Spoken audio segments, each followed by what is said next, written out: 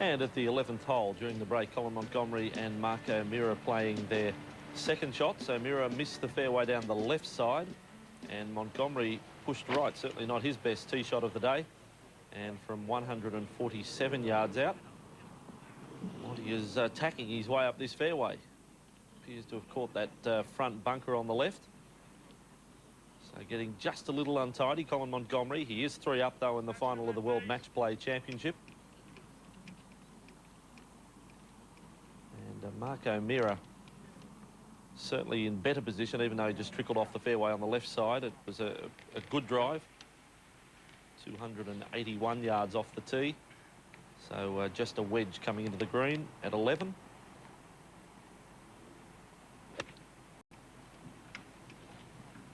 And the result for Marco Mira was good. Able to get that ball to stick. So he'll have a birdie putt, and Colin Montgomerie in the bunker playing his third shot.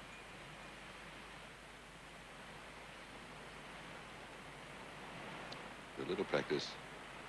Most amateurs can become reasonable bunker players. Just understand the mechanics. Oh. A little better than good. Delightful shot, Montgomerie.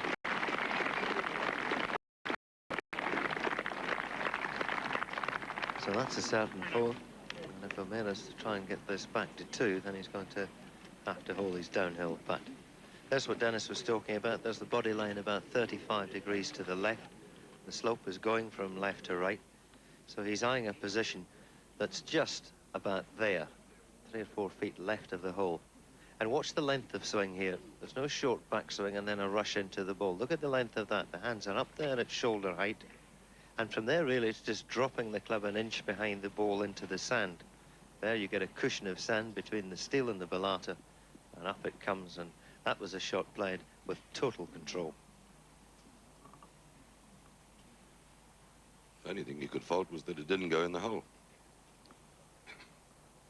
Well, Marco Mira, the one thing he knows, this has to go in if he's to snatch a hole back, and he needs to do something very quickly.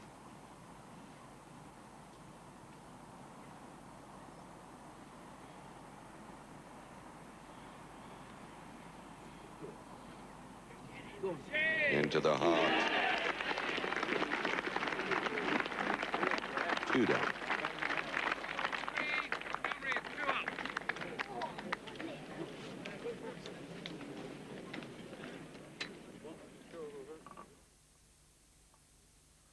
Colin will be just getting a little bit worried now, having been 5 up this morning. 7 holes to play. Now just 2 up, and the next hole they face the first par 5 on the back 9. 510 yards. It's once again downwind, so the players will be able to reach with a drive and an iron. And a very pretty driving hole, the 12th, just about coming into view now. You actually drive over some fir trees you see there. So you need some elevation on the tee shot, and they'll be looking for that today anyway, wind assisted.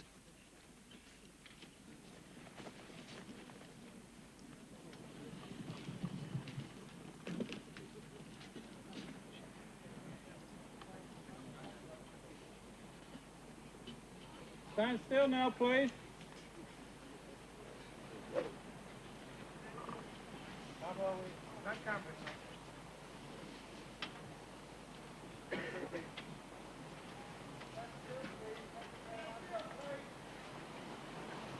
So he's aiming down the right half of this hole. It looks very good.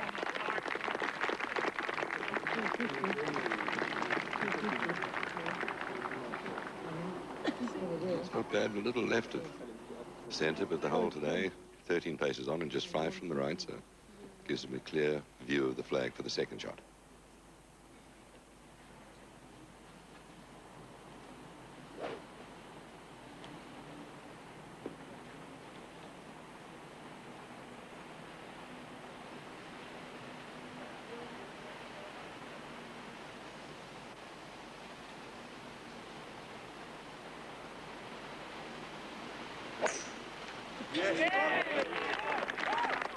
like it back in the tee. Montgomerie is watching the full flight of the ball, but there's no need. Beautifully sent down the fairway.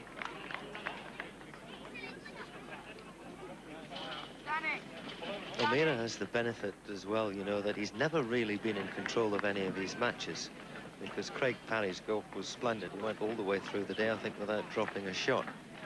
And eventually O'Meara scrambled out of that. Price with a great bunker shot at the 18th yesterday. One would have thought he would have gone ahead and made the 4.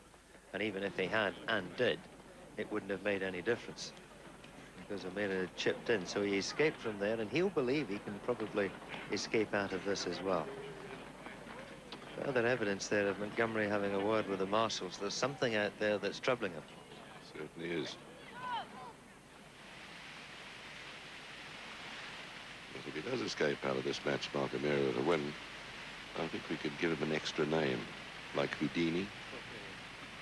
He's a great escape artist.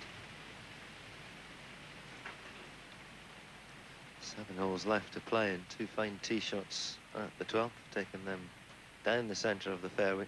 From there you turn half left, but it's a dangerous second shot if you get your tee shot out of position. There's out of bounds down the left-hand side, there's out of bounds through the green, and a bunker guarding the front right-hand corner. But it's a par 5, and really for these players, they stand on the tee and think nothing else but a 4. More chance of making 3 rather than 5, they think. Yes, you say this. You feel that Montgomerie can't let this hole get away. If he can hang into this hole and the Harvard and birdies or whatever, and then 7 holes left, but a tough 7 holes, 2 down. If your opponent is not quite on his game, there's always a chance of getting holes back.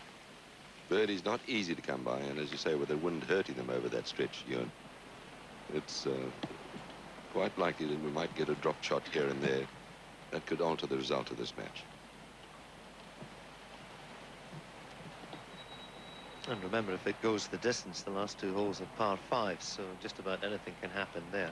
I don't think today anyone can reach the 17th if the wind stays at this strength. 18 they probably can, but again, you have to get your drive in position there. So a lot of permutations, a lot can happen over these 7. And not for the first time in this final, Montgomerie to play his second shot first.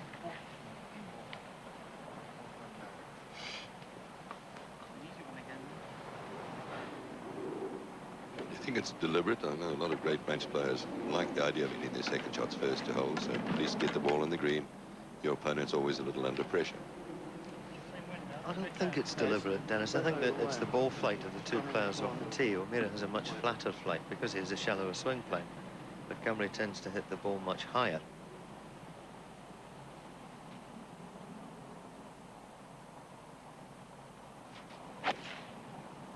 Definitely trying to move this one in from left to right, which is his normal ball shape. And he's done it very nicely, thank you.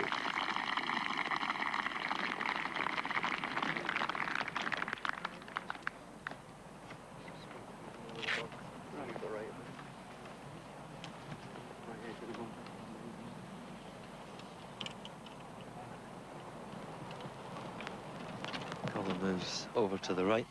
Leave the way clear for O'Meara. Almost identical line, but you probably see a different shaped shot. Montgomerie taking it in from the left. O'Meara will probably start this just right at the pin.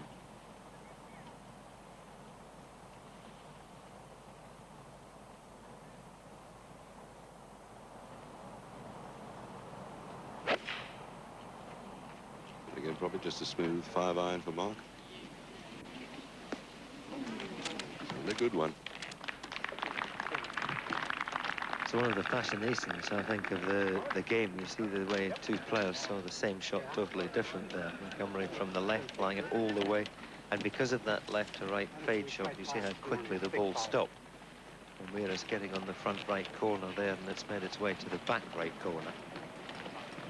Quite a heavy swing from left to right on that putt, I think.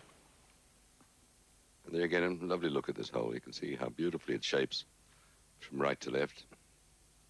Those trees, not a factor for these players. They can whip it over the top. Looks like the computer's cut down the fir tree at the left, because there is one left of the path, and you saw the players having to go over that. There's the narrow entrance. Two bunkers that seem to get closer together as the years go by. And we'll see if Dennis has been reading these greens correctly, because here you'll get an idea of the slope of it. And as we lift it up out of the ground there, you see the high part is the back left. That's why the ball's going to turn left to right. Montgomerie is putting virtually straight up the hill, and if there is such a thing as an easy putt on the green, Montgomerie has it.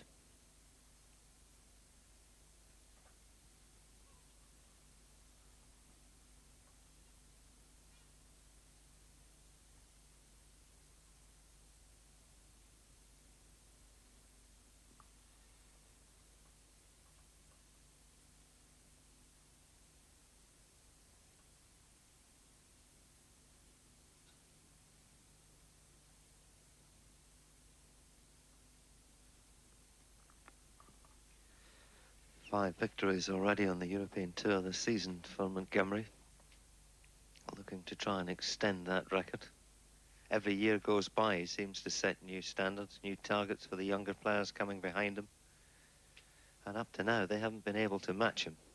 It's a great finish, I thought, last year when Darren Clarke and Lee Westwood were in there, and it was very much in the balance. And I think Darren did Colin a big favour by winning the Volvo Masters, and therefore keeping Lee Westwood out of the top prize. And it's set to go all the way again this year, Dennis, with pretty much the same players. Garcia, of course, has entered the fray. £819,000 he's won, the same as Lee Westwood. They're about £300 apart, and Colin Montgomerie with £1,250. And it sounds like a commanding lead, but there's the Belgicom Open at Royal Zout next week, and they wander off to Monte Castillo for that showcase of the tour, the Volvo Masters. And that's not the end of the season this year. It has been in past years, but because of the World Championship events, and the week after at Valderrama counts, and $1 million the first prize there. So there may be one or two chopping and changing as we head towards the end of the season. It's not all his title yet. So it was a fantastic 63 in the last round at Jerez and the Boulder Masters that won Darren Clarke that title. And remember, Lee Westwood had a little trouble with one short hole where he hit it out of bounds. About the 14th, 13th, 14th. Thought this would come quite a bit from his left as he hit it hard enough. And again, they've hit some strange putts this afternoon, left themselves a lot to do with the second putts. The pace, very difficult to judge.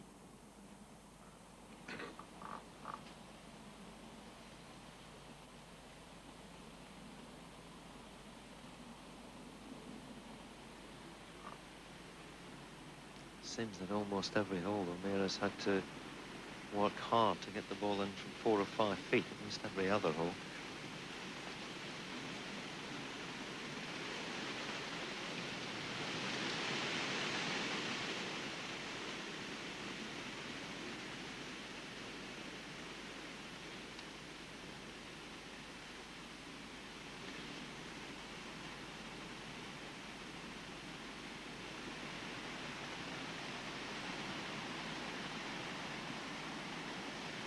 Colours in the woods behind him. Autumn's here.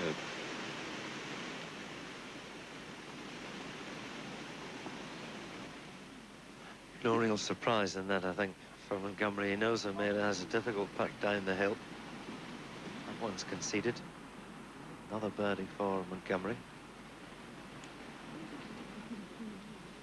And with the Mark O'Meara birdie at the last, and that birdie from Montgomerie, we now, of course, have a record equalled in the world match play. 162 under par the field since the start of the championship. That's the position they're in at the moment, and well, if O'Meara knocks this in, we'll have a new record. They've still got a few holes to play, but you'd like to think it would be a new record. The golf has been astonishing. Dodgy one still down the hill.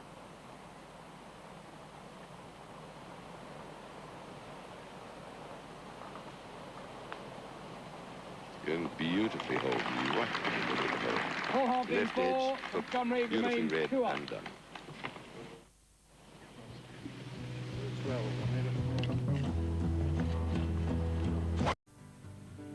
Welcome back. back here with the Wide World of Sports, final of the World Match Play Championship, and watching Marco Montgomerie, his tee shot at the par 4 13th, 403 metres, pulled the right hand off, having made contact. Contact was good, and pretty much straight down the centre for Marco Montgomerie. But perhaps he's feeling just a little bit of pain. He's been troubled by a neck injury over the last couple of days at the World Match Play Championship. Hasn't stopped him winning and hasn't stopped him going the distance against Craig Parry and also Nick Price yesterday. Now, Colin Montgomerie, this 13th tee, can be a little exposed to the elements and that easterly breeze picking up. What has been surprising today with Colin Montgomerie, his score is good, but he's kept the driver in the bag for much of the time. And right here, he's lost the visor as well. And in fact, he used a 3-wood off the 13th tee. Colin Montgomerie, he's headed for a 7th straight year as the leading money winner on the European Tour. Quite incredible. He's well clear of Sergio Garcia this year. And Colin Montgomerie would join Marco Montgomerie right down the middle of the 13th fairway. And now through to the action, and it will be Colin Montgomerie to hit first.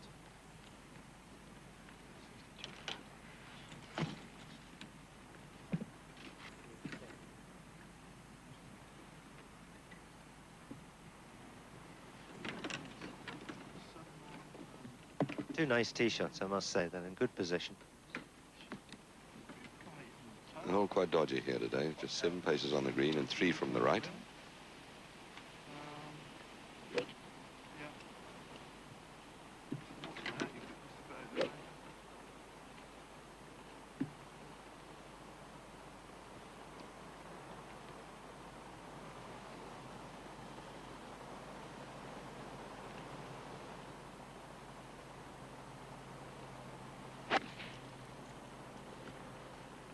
In a beautifully relaxed swing. Come on. Oh, he's come up way short. He's working for a par. There's no doubt he hit that heavy down, Dennis. That was a huge divot to come out of there. And there was a slap through the noise of our microphones down there. There wasn't that same crisp contact. Great opportunity for Montgomerie.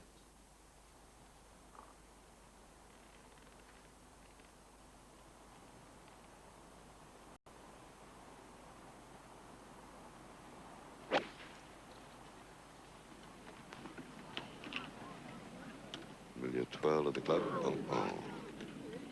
Well, he was going right at that flag. That bunker was always in play where the hole is cut. We'll let them wander up to the green and we'll have another golden moment from 12 months ago. The 1998 final was arguably the best of all time. Marco Montgomerie had defeated the defending champion Vijay Singh in the semis. Tiger Woods had taken out Lee Westwood 5 and 4. The hole they've just played, the 11th, 12th, I should say, and the second of Marco Montgomerie, peering through the sun, straight at the pin, one bounce, hit the pin, and an eagle 3 there. The galleries at this point were ecstatic with the way these two players were playing. Montgomerie, some great golf in the morning, a 69. Tiger Woods had a 65. And Woods matching Montgomerie's shot for shot. Montgomerie skipped to the turn in 31 in the afternoon, and what a start back it was. 3-4-3, 4-2.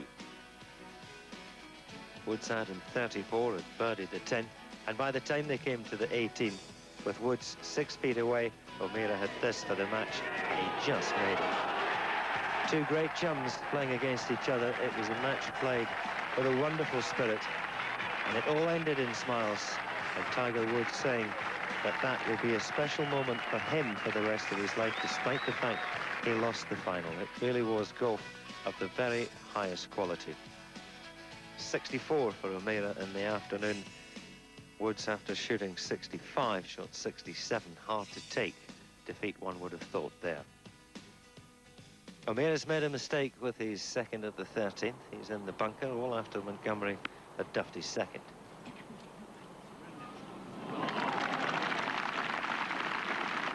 Gorgeous little pitch from Colin Montgomerie. He'll come up a slight bank with total control. He's added a new dimension to his game, Montgomerie. He introduced another wedge into his golf bag mid-season. And I don't think I've ever seen a player so comfortable with one club. He's quite happy using it from 75 yards. He uses it also on and around the edge of the fringes of the green. A fairly straightforward bunker shot here for Montgomerie. We saw Colin Montgomerie very nearly hold his bunker shot at the 11th.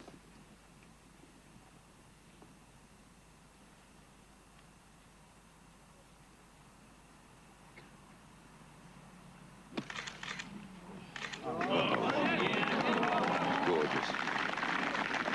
Touch of class. It is, but you see again how things can change. Montgomerie with just a little mistake with his second there, catching the turf and the ball at the same time. And all of a sudden, if he doesn't pop this in, he's only one up. Nobody ever said it was going to be easy, did they? But again, look at the shot. Not quite as much across the ball as Monty was for the shot he had to play at the 11th, but definitely across it. Again, swings along his body line. Absolutely ideal. This came out so softly, not so much spin on the ball as it was traveling so slowly it couldn't go anywhere. Now, Monty, little tester, this for a half. And to remain 2 up.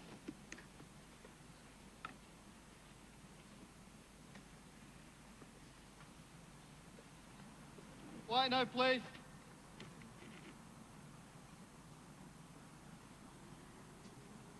I think he's got to look for a great deal here.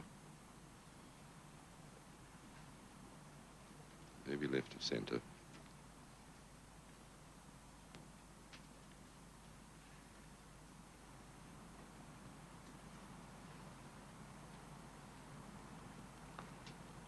Perfectly done by Montgomerie. And on we go to the par 3 14th, tough par 3 up the hill.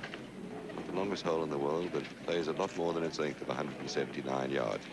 And the old match play saying that 2 up and 5 to play never won a game yet. I'd love to know who invented that, because I don't understand the logic behind it. Normally, I'd rather be 2 up than 2 down every time.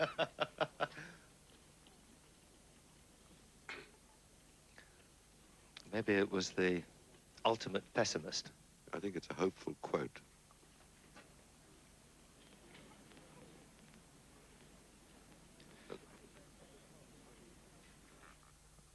Once again, they'll be back into the wind at the 14th, and a hole that was a 6 and a 7 iron for these players on Thursday and Friday, and even in the early part of yesterday, I think will become an awful lot longer than that. Pin 17 on at the 14th. It's 8 in from the left, and it could be as much as a 4 iron for O'Meara. It's a big 5. You have to admire the way Montgomerie is stuck in this match. 5 down after 16 holes. And really looking in terrible trouble, and Monty in irrepressible form.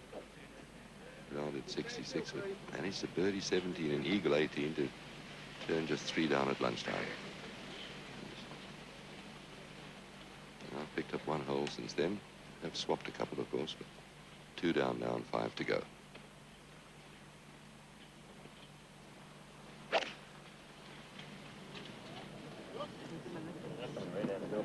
The hill, the green has been missed but barely. Hole high.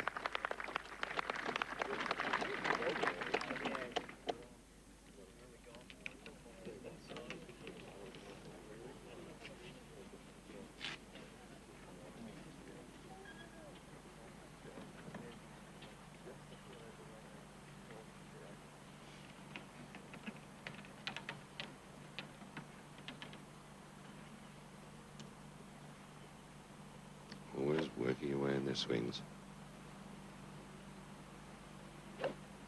Usually 2 practice swings for Colin Montgomerie.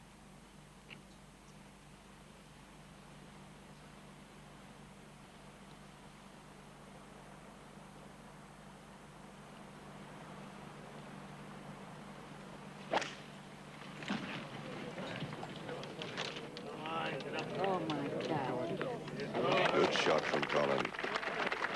Right now, it's back down the slope. So, sensible shot right into the heart of the green.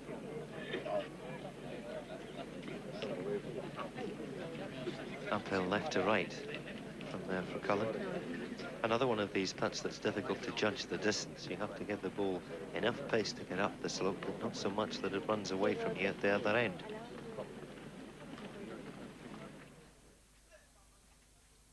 Oh, let's have a look at the graphic here. I'll say that it's a lot steeper than it looks from here. Just big bunker, short left, and honestly don't think it's a factor. It's out of bounds right. Another bunker to the back left of the green, which is more in play. And the green slopes quite severely from back to front with a big step in it. So an accurate placement of the tee shot is very, very important. And there we lift that green up, and when you look from this angle, you'll see what a steep tier that is. And the holes towards the front, you get by the hole, it's very difficult to stop yourself from three-putting, and we saw Nick Price, in fact, nearly make two, and the ball finished off the green yesterday, and was one of the three putts that cost him a chance to get to the final, because he three-putted the very next hole as well. I just wonder, Dennis, if they may change the front of the screen, because remember, 20 years ago, the greens never ran at 10.5, 11 on the stimp meter, and they were at 10.4 when we set out this morning. And really, the slope there now is too severe because of the advance of modern technology. The quality of greenkeeping has improved immensely over the last 20 years. And Price really didn't have a price of getting down in two from there yesterday. No, he didn't. That's what they say about a lot of those wonderful Donald Ross courses in America that you've seen, and the slopes that he put on the greens originally, but he never envisaged the greens would ever get to this sort of speed. I mean, some of those greens, you can't stay on them now. And how could he have envisaged that all these years ago? So that's why the USGA and the USPGA Tour make one or two modifications. They try and keep the same slopes, although not quite so severe. And we might well see a change in the front of the screen over the next 5 years or so. I hate to see changes in any old golf course, but sometimes it's necessary.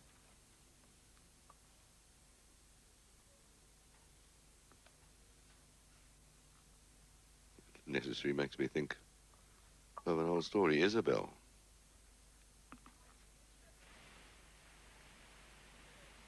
Necessary on a bicycle.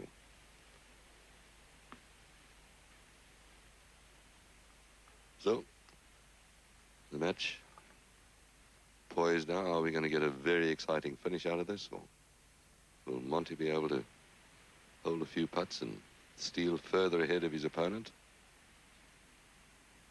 Pays your money and you takes your choice. But Monty's certainly the tougher putt here at the 14th. Up the slope.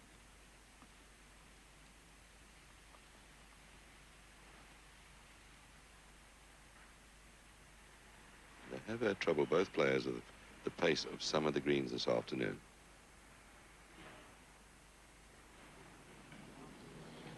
Well, a wee bit short, but rather leave yourself an uphill putt than a downhill one.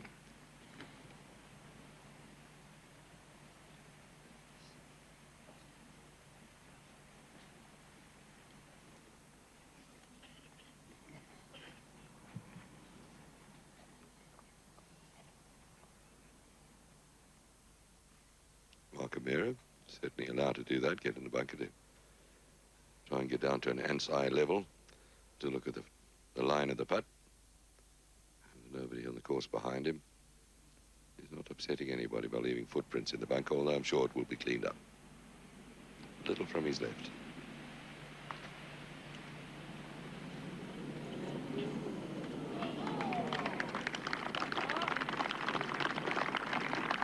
There are a lot of these putts at that nasty little length, aren't there?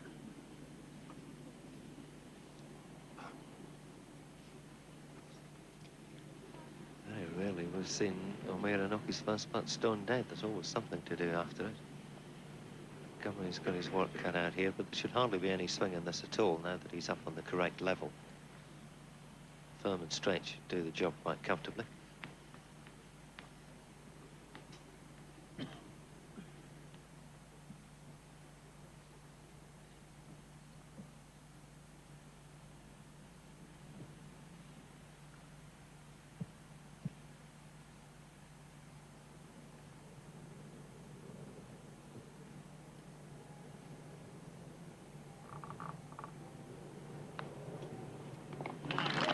confidently done.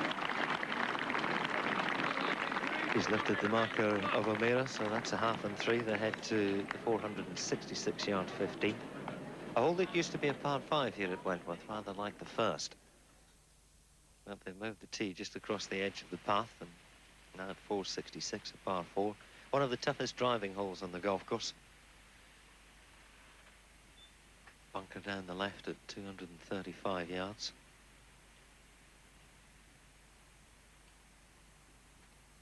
Players not wanting to leave the 14th green, just having a couple of putts there, and it's understandable because as we move towards late afternoon here at Wentworth, you get 1 or 2 little bits of dew in the grass, and the greens change pace.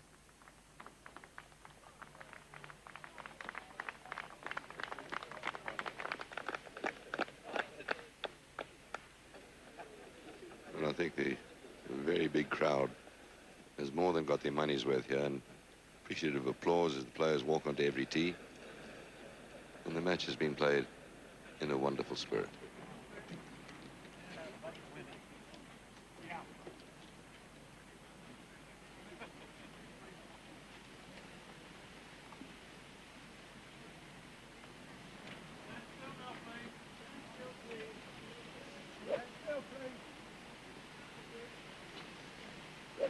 A hole that really gave O'Meara victory in the semi-finals. He hooked his tee shot off here yesterday afternoon.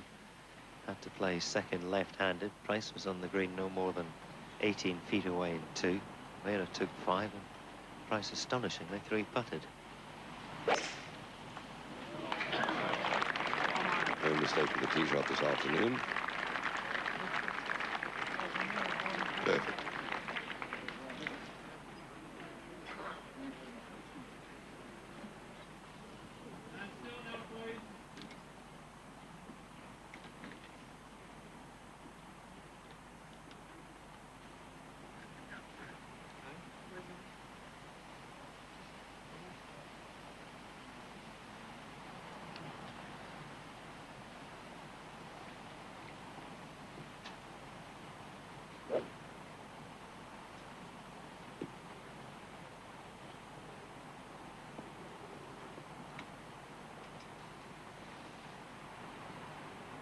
I think Colin has 5 shafts left in the attic, because I think he's put one in his driver. So I agree with you.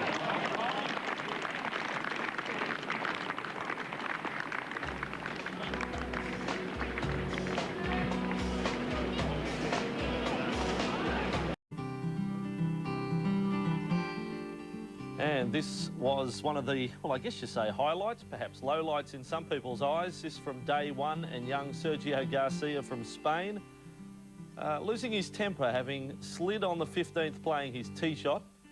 He took off the shoe, threw it into the crowd. Lucky enough it was fielded by his manager, who in turn threw him back the shoe, and then Sergio gave it the big left foot between the posts for a goal.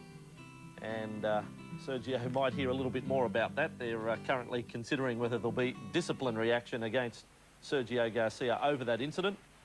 It's not quite gentlemanly doing that sort of thing. In fact, I've never seen a weekend hacker take his shoe off and kick it or throw it away. Sure, they throw their clubs and throw their glove around, hit themselves, scream and curse, but kicking your shoe away seems a little unusual. Anyway, that was day one. This is the final day now, and Colin Montgomerie is closing in on victory. Both players safely away on 15, and Colin Montgomerie to hit his second shot to this par 4. He's 2 up, 4 holes to play. And if he is to win, it will be his first victory at the World Match Play Championship in 8 appearances.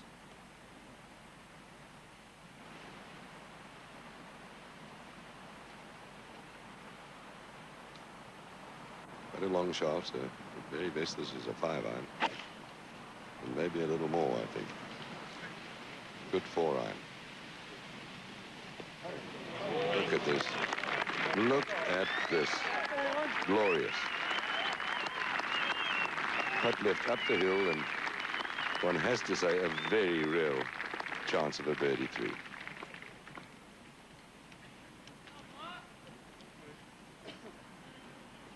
It's very off-putting for your opponent, isn't it, when you keep popping the ball that close to the hole, especially when you're 2 down.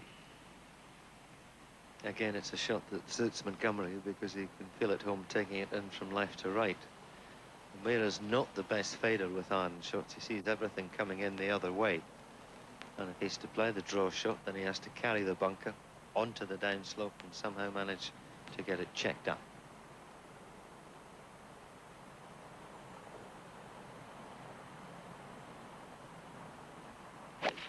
Also, you made that sound fairly impossible, the second shot for him. It is a tough one, admittedly.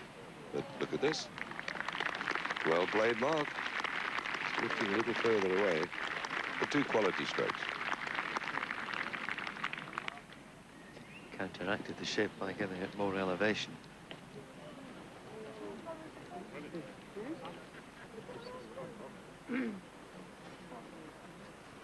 I don't think many spectators have left. They would know at the end of the turn that the match wouldn't be over, and how right they are. I really have no idea what these lines are for, but one of them's for posture. I don't quite know what the bottom one is. But really, the line you need to look on is the shoulders. You see, if you drew a line on the shoulders, it's right in the middle of the left-hand bunker. Now, because of that, you see where the club's pointing. It's not pointing at the target, it's pointing at the bunker. His idea then is to swing the club a little from out to in, which will give it the cut flight. And that's exactly what he did there. See where the ball starts, just inside the bunker. If you drew 2 parallel lines with the ball and Monty's shoulders, that would have gone right down the right-hand rail track. Gorgeous cut, which counteracted the slope, and you see how quickly he was able to bring that to a standstill. It really was a beautiful shot. Can't help feeling now that Mark O'Meara must hold his putt. It wouldn't be a good time to go 3 down, that's for sure. I just got a feeling that Monty is probably going to pop that putt in. Warm applause once again greets the 2 players, and quite rightly so. 466 into the wind, and both players up there around hole high. And I get the feeling that one will hold. If Mark O'Meara knocks his in, Montgomerie may not make his, but if O'Meara gives Montgomerie an opening, he's just the player to go ahead and seize it. If you've been with us over the 4 days, I'm sure you know this green by now. The high side over there on the right tumbles all the way down to the left. So both players with uphill putts.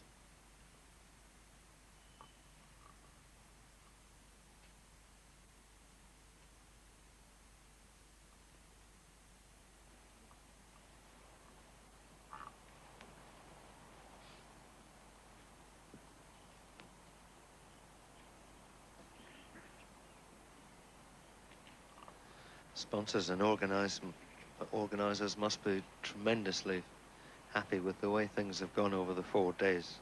Remember back in 1987, it was the day after the hurricane that they came to Wentworth, and it was a very different Wentworth than the one they left the previous night.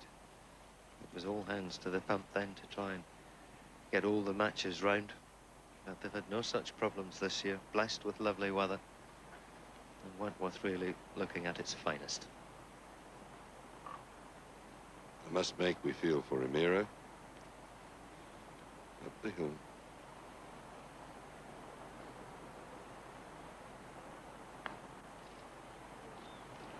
Go.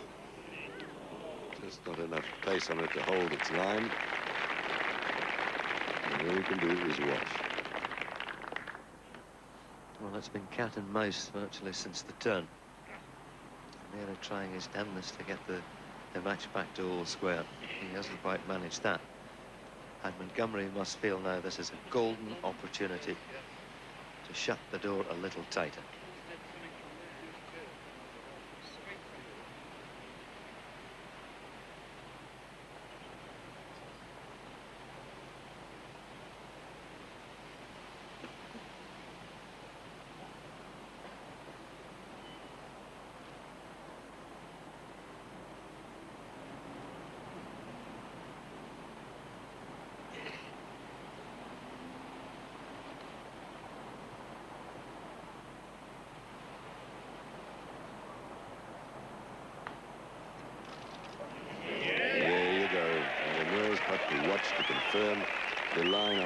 he was sure about anyway. And he's gone in extra position. For being 3 up, with just 3 regulation holes to play.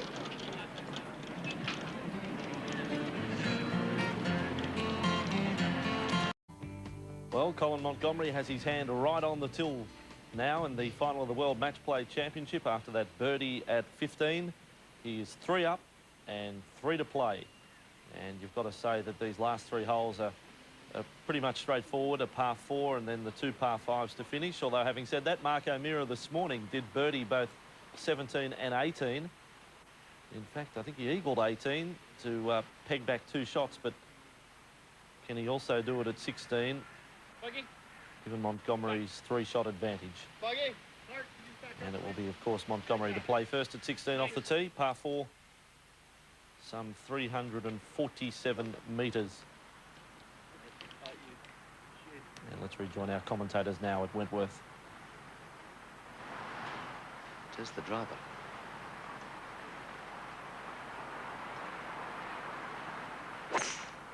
And as you've been saying, it's right into the breeze, and the breeze is strong. Where is that? In the bunker. No, just gone round it. Oh, you lovely thing. How lucky that is. It pitched in the sand, hopped up, and then out through the semi-rough, and not only that, it's found its way onto the fairway as well. Don't tell me you heard that again, Ewan. This Bellata in the sand bounce of yours. I'm definitely going to get my ears checked again.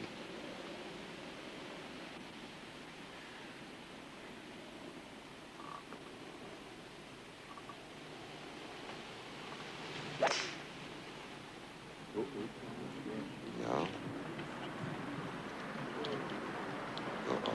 That's short of the bunker. Did he maybe just go with 3 with there into the breeze to take that bunker out of play? And a little extra loft.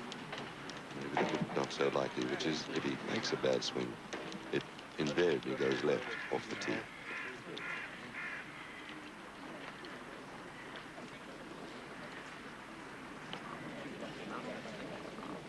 He's walking over to the semi-rough.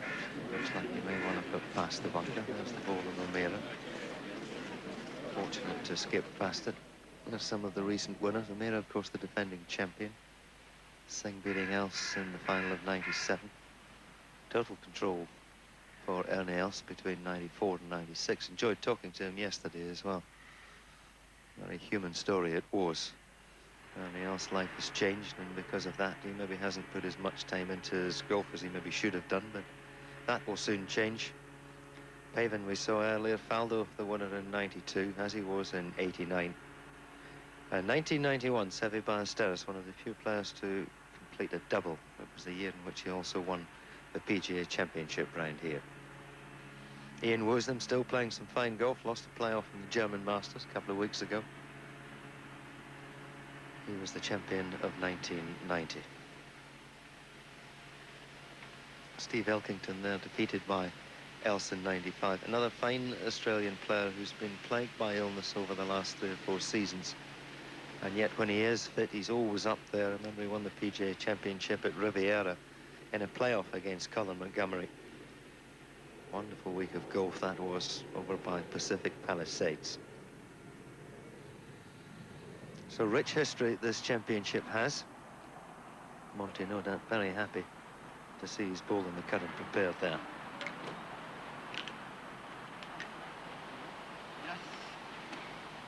He looks to be lying a little down, doesn't it? Probably not a bad thing into the wind. I don't think he would have liked it playing the other way. But into the wind, he'll be able to squeeze it in here. May see quite a heavy divot. It's a very dodgy position for the whole right, back right. 3 from the right edge and 23 places from the front. And oh. Well now, he's left and he's got a lot of green to work with from there to where the hole is. Surprising shot nonetheless. Well, he couldn't miss it on the other side because of 3 bunkers up there ready to catch anything that's pushed. And remember, he wouldn't have been aiming at the pin. He would have been taking it some 15 feet left. So he's probably only 5 yards off line. Well, I must have seen the wrong ball. I thought I saw a ball short of the bunker when Montgomerie hit. But he's obviously past Monty, but tightly up against the trees and escaped. but not a very good tee shot. The hole back right, he could just about go straight at it. Maybe have to turn it from right to left, which he's doing. Did he say he's lost it right? You got this much rough behind the ball. There ain't no way. It's to the left of our picture, I think, as we look. There it is down there in the bunker. So difficult when you're in semi-rough to try and bend the ball in the air. He wasn't far out. You see the line the ball has tracked across the sand. Maybe a yard too far right. But in his position, he really had to go at the pin. And feels unless he can pop that in, his race may well be run. As I say, Monty has really given him half a chance by missing the green way left. I think it was fortunate the crowd was there in some ways for Monty.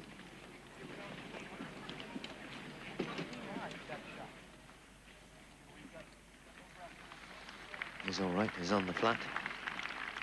And he's played one or two delightful little pick shots. They may heckle him out in the United States, but he's very popular over here in his homeland.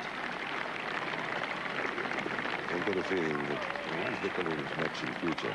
Anyway, he handled himself so well in that Ryder Cup at Brookline. There's a lot of respect for Colin Montgomerie over there now, from players and fans alike.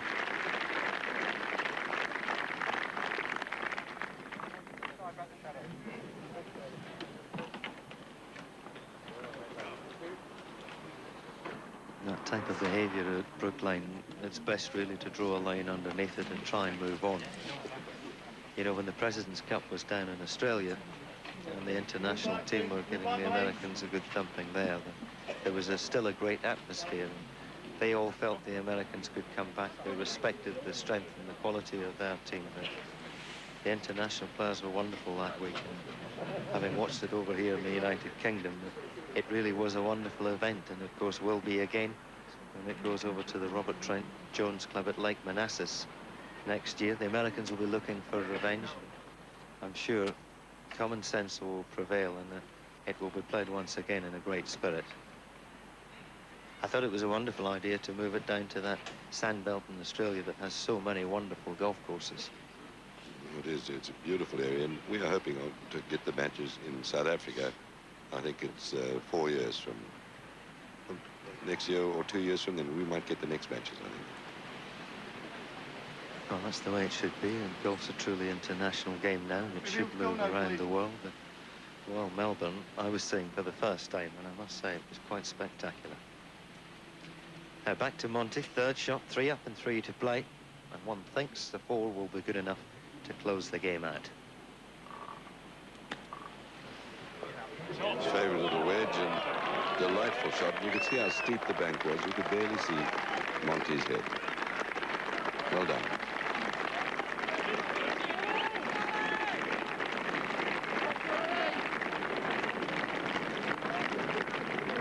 It's the one drop in the Montgomerie card, and that came at the 8th hole. It was a 3-putt, of course. And Amira tried hard with birdies, but rather spoiled the effort with drop shots at the 5th and 7th. Can he hold this bunker shot now? But a beautiful one at the 13th, and he'll need something even better, you feel.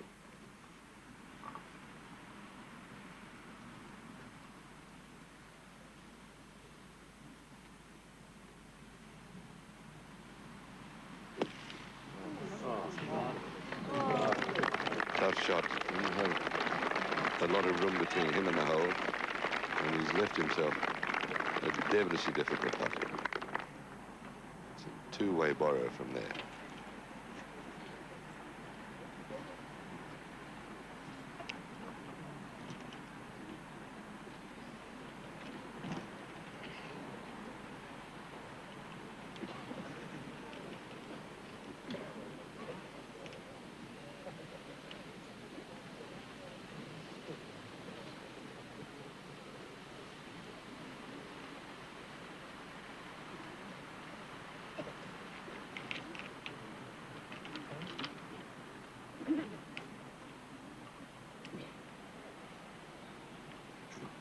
love to hold this putt to force Monty, whose delightful little pitch from where he was has left him about 4.5, possibly 5 feet from the hole.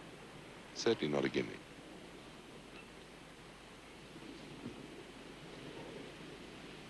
It's O'Meara's final offering, one thinks.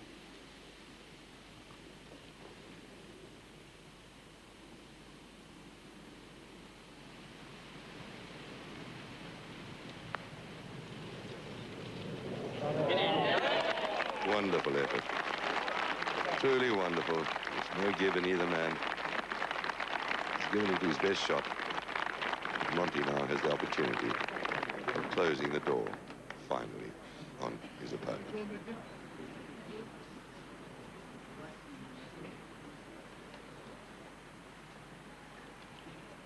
There was a look of finality about O'Meara there. He handed the ball and the club to the caddy.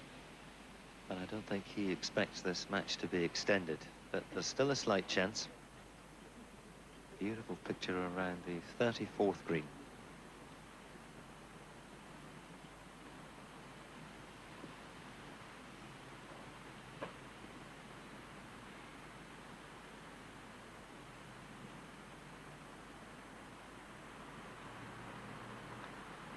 Right in the back of the cup. And it's win number 6 for Colin Montgomerie in 1999. Not a great final in terms of scoring, but the spirit and sportsmanship was first class. And Montgomerie, at the end of it all, a very, very worthy winner.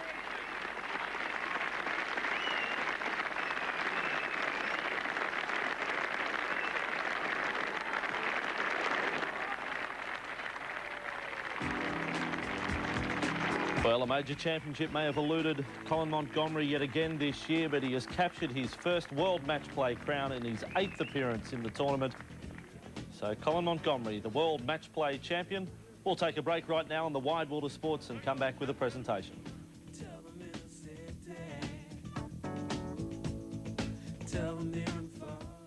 At the end of another outstanding week here at Wentworth, can I ask Mr. Bill Nutty, who's head of Cisco Systems in Europe, to present Colin Montgomerie with the Cisco World Match Play Trophy.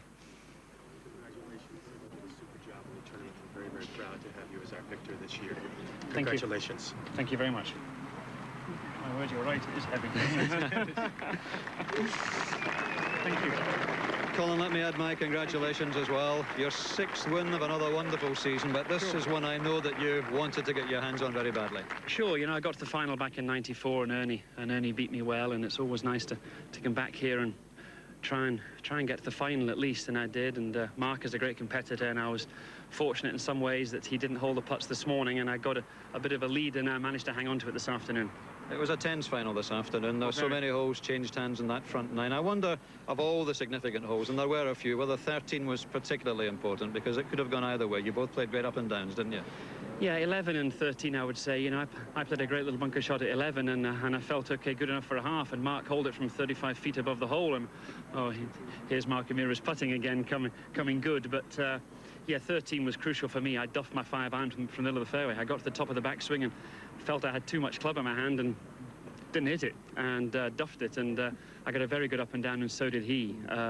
His shot possibly a little bit easier than mine, coming from the sand. The sand here is fantastic, and that enabled me to stay 2 up, and then I had a very good 3-iron into the 15th and managed to hold the putt. Mark gave me a great line in the putt. He was first to go, and it broke more than he thought, and I gave it a bit more outside the right, and it lucky enough to go in. Yeah, but I'm sure that you expected to have to hold the putt here to win it, the way Mark's been holding them from off the green this week and the way he's been putting. Well, sure, you know, I mean, these things in match play, expect the worst, and the worst happened again there. You know, Mark hold a great putt for a 4, and I was expecting to have to hold that one. I know you've won a couple of PGAs here, which gave you great pleasure, but this one's a bit special as well, isn't it? Well, it is, you know, because there's a word world on it, and you know, whenever you're a world match play champion or something or anything in the world, it means a great deal, and this championship does to me. So let me bring in Mark. Mark, pleasure as always to see. I know it's never nice to lose, but I'm sure you're pleased with the way you played this week. Well, Doogie, I am. I mean, starting off earlier in the week with the neck feeling the way it did on Thursday, and not really even be able to hit a driver off the tee, so I feel fortunate. I thoroughly enjoyed playing with Colin today. I've played a lot of golf with Colin Montgomerie, and you know, there's no reason to not realize just how great a player he is. I mean, he played phenomenal this morning, You know, he drove the ball well, hit a lot of beautiful long iron shots, and you know, he's just a fine competitor. And I knew that not playing my best, I really had to kind of claw away out there a little bit, and I was trying to do that, but you know, I just never really got on track, and that's just the way golf is sometimes. And it's disappointing, but you know, I'm happy for Colin because I think he deserved to win today, and he showed the kind of champion that he is. Yeah, the season's not over yet, of course. I wonder whether we might still be seeing you at Valderrama on BBC television next month. Have you thought about that one yet? You know, Doogie, what I'm going to do is I'm going to play next week in Orlando at Disney, and I'm going to see how I play. If I play reasonably well or drive the ball reasonably well, I'm going to go to Valderrama. If not, I might pass this year. But you know, that's nothing to take away from a great course that is and a great championship. So we'll hope we see you there, Mark. Well played again. Just a last word for you, Colin. You obviously still got a few important weeks to come as well. Those two in Spain particularly vital, aren't they? Well, they are at the end of the year, especially the one you've just mentioned down at Valderrama, and you know, there's a big purse down there, and hopefully I can do well. It's a course that I've done well on in the past, but I'd like to just reflect on today's victory first and take that home. I've got a good week off next week. I'm looking forward to it. I'm sure you are. Well done to you both. Another great final. Congratulations. Thanks, Thank you.